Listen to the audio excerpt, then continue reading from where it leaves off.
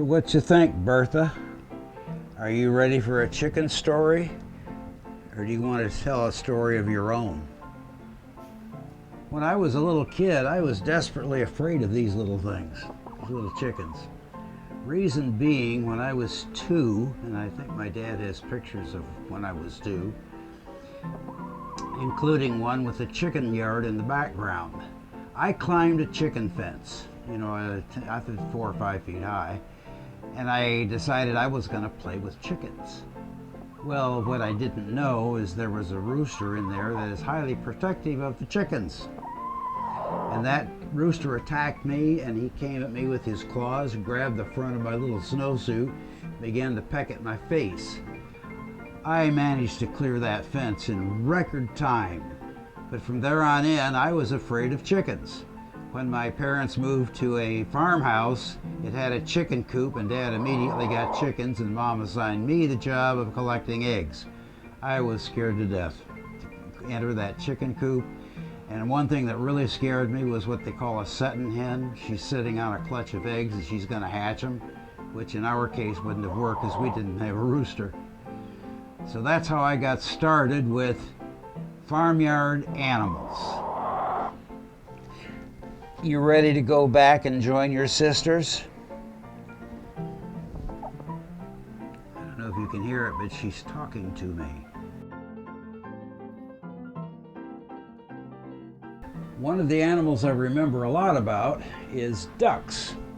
We had a pair of mallard ducks. That's the wild ducks, and the drakes or the males have that beautiful shiny neck. It wasn't a plan. My cousin Bob won them in a sideshow, he claimed, at the county fair. And I don't know what sideshow gives away ducks as a prize, but that's what he said. And gave them to my dad because he lived in town with his parents and they didn't have room for ducks or didn't want to. So they wound up at our place. And we kept them in the chicken coop for a few days so they would learn that that's where safety and home was and the food was. And then after that, we let them free range around the property. Well, in the spring, the female duck, the hen, sat on some eggs and hatched out 4 or 5 ducklings, and we let them free range, and they roamed around through the ditches and the yard and did their thing with the bills collecting bugs. The following year, we were collecting duck eggs all over the place, in the ditches, in the middle of the yard, in the driveway, everywhere. And Dad had this idea that we were going to incubate ducks. So he borrowed an incubator from a friend of ours. It was a chicken incubator, and we put about 2 dozen, maybe even more, eggs in this big brown incubator, marked all the eggs so we'd know which side was which, and we started incubating eggs. In about a few weeks, they started to hatch. Well, we didn't get a huge yield, but we did get about 8 or 9 chicks out of it. And suddenly my brother and I were parents to a flock of mallard chicks, and we didn't know what to feed them, what to do with them. So Dad came home with a feed bag full of buggy rolled oats. They had larvae in them and other bugs and we don't know what. But the feed store said they really couldn't sell them because they just had too many bugs in it. So Dad took the bag. But we fed those to the ducks, and the ducks don't, they're normally in water, so we had to put out a tray of the rolled oats and then a tray of water. The ducks would go, fill up their beak with the rolled oats, and then they would walk over to the water and wash it down. And my brother and I got this idea of how far would the chicks go to get water. Well, eventually we had them about 30 feet apart, and they formed 2 lines. One was going to get the rolled oats, the other one was going back to get the water, and then they would go back and forth like that. That was one of the events that I remembered with the ducks. When they got older, they were obviously a flock, and one of the things that they did was something that I would never have quite understand. I've always heard this term, get your ducks in a row. I didn't know at the time as a kid that ducks actually do get in rows. One of the things that they did with the front yard is after a rain, which the rain kind of like drives the bugs down into the grass, was they organized a raiding party to go get the bugs. They would line up across the yard, and then they would start moving across the yard, chattering and gathering bugs until they got all the way to the other side. And then they would group up, chatter, and then split up and go back across again. And when they got to the other end, they would group up, start chattering again, and then they would file off, single file, away from the yard. Most amazing thing I ever saw. But another amazing thing was one time Mom decided we had way too many ducks, and we started needing to get ducks for duck dinner. So one day Mom told Dad, go butcher a duck, we're gonna do a duck for dinner. So he went out, and about half hour later, we haven't seen anything of Dad. So Mom goes out the back door to see what is going on. And there's Dad out back holding a duck like I was holding the chicken, petting it. Oh, aren't you pretty? Aren't you beautiful? You are so nice. Mom says, what are you doing? He says, oh, it is so beautiful. I put this duck down on the chopping block and it just stretched out its neck like it wanted to be killed. And I just couldn't do it. And Mom just looked at him and says, we're not going to eat tonight if you don't get on the ball and butcher that duck. Well, we had butchered chickens before, but never a duck. So Dad finally did it, got out the hatchet and took care of the duck. And then when we're trying to get the feathers off, you scald them in hot water, and that wasn't working at all. So finally what Dad did was put a whole lot of soap in it to break the oils on a duck's feathers.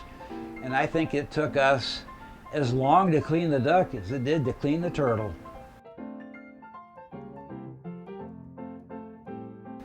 Dad was always looking for a way to use that little bit of farmland that we had access to as renters to improve our lives and maybe provide for the dinner table, like we already did with chickens and once in a great while a duck. One of the other things Dad did was acquired 2 feeder pigs from his dad, my grandfather, brought them home in gunny sacks. That's a woven bag. It's very porous, so it doesn't bother the piglets any. And that's something that modern people kind of don't know much about, burlap bags. But that's how he got them home, and when he got them home, he castrated them, and that was the first time I'd ever seen that, and I was just recoiled at what had to happen. But then he raised them until they were market size, and then he took them off to the butcher shop, which was local, and we wound up with packages of ham. And that was one of the things that he did. So when my brother and I got old enough for 4-H, I wanted to do something made out of wood. I was always messing with Dad's tools and trying to, hammer things and screw things together. My brother wanted to raise pigs like Dad did. So my brother raised 2 pigs and I built a birdhouse. Well, at the county fair where you show off what you've done in 4-H, I got like a barely passing grade on my birdhouse because it wasn't constructed all that well, and it was painted poorly. But I was only, I think, 11. My brother, 3 years younger than me, did pigs, 2 pigs. And he worked with them out there. He got them tamed down so they would come to him and so forth. And he used, hose water to cool them off in the summertime, took them to the fair. He sold those pigs to the local processor, and his 4-H project got him $180. And you know what my birdhouse got me? $2.50. I'm in the wrong business. So the following couple of years, I did pigs, and I got, like $180, $200 for a pair of pigs. That was what we did for 4-H. And after I moved away, my brother still did 4-H, and I think my brother and sister actually became officers in the county 4-H clubs.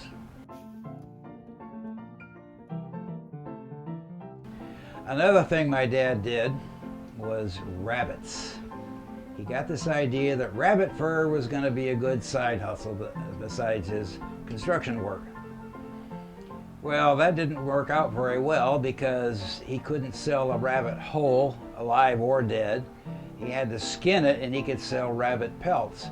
That turned into a nightmare trying to figure out, a humane way to dispatch a rabbit and then skin it. So that whole effort didn't last very long, but I learned a lot about, raising rabbits and giving them rabbit feed and rabbit cages and all that kind of stuff. But, as a side hustle, didn't work. But he sure tried.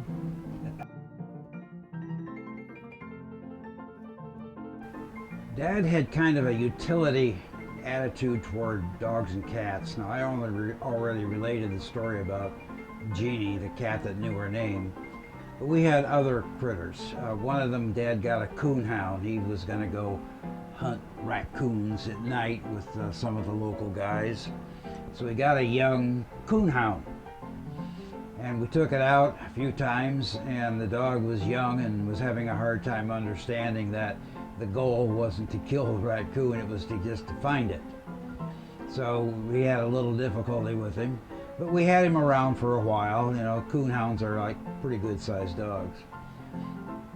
But one night we came back from Wednesday night prayer meeting, and the back door was open, and there were muddy people prints all over the house, and dog prints. And we figured we'd been broken into by somebody. And dog prints, and Dad was figuring something went wrong because the dog didn't protect the house. Well, hunting dogs don't have much of a sense of territory. They're bred to roam and find critters. And we never did know for sure who broke into the house, but at church one day, some kid came up to my dad and says, "What kind of dog is that you got?" And I was like, oh my God. It was kids he knew broke into the house. So that was the end of the coonhound. I don't know where it went. I think Dad loaned it out or gave it away or did something with it. We also had a cat named Izzy. It was named after Isabel, an aunt. We met her when she was on her way back with her husband to California from Iran. Her husband was an ambassador to Iran under the Shah back in the 50s. That's when they had a king. They called the Shah. And stopped at Grandpa and Grandma's house, and we got to meet them, and a cousin that we'd never met before. So that was exciting. My sister was rather enamored of the whole thing, so she named this new cat Isabel. And the cat was a hunter. We determined the cat should be an outdoor cat and keep down the varmints and so on and so forth. And somehow she managed to eventually find a tomcat, which we didn't even know there were any around, and had a litter of kittens in the barn.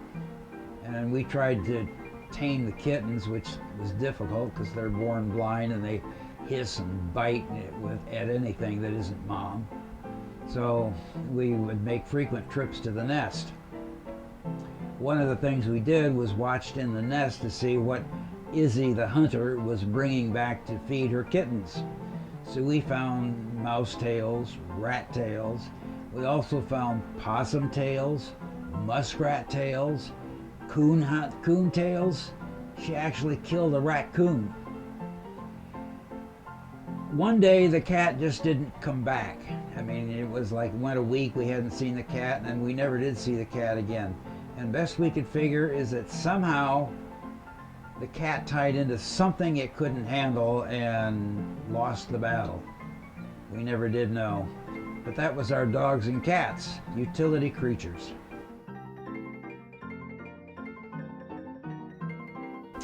Another thing that I didn't mark in the thumbnail is that as a 10 and 11-year-old, I was a trapper. I was a fur trapper. There were ditches along the property, and there was a creek down at the end of what usually was a bean field, sometimes corn. and a bridge, and then a ditch beyond that. And I would trap them with foot traps and live box traps. Now, I learned about it from kids at school. There was another kid at school that was doing trapping. He was trying to take care of his mother. His dad had passed away. And one of the ways he generated money was get up about 4 o'clock in the morning and go run traps and dispatch muskrats, and he would sell them to the local furrier guy. That's what I call the guy that bought them.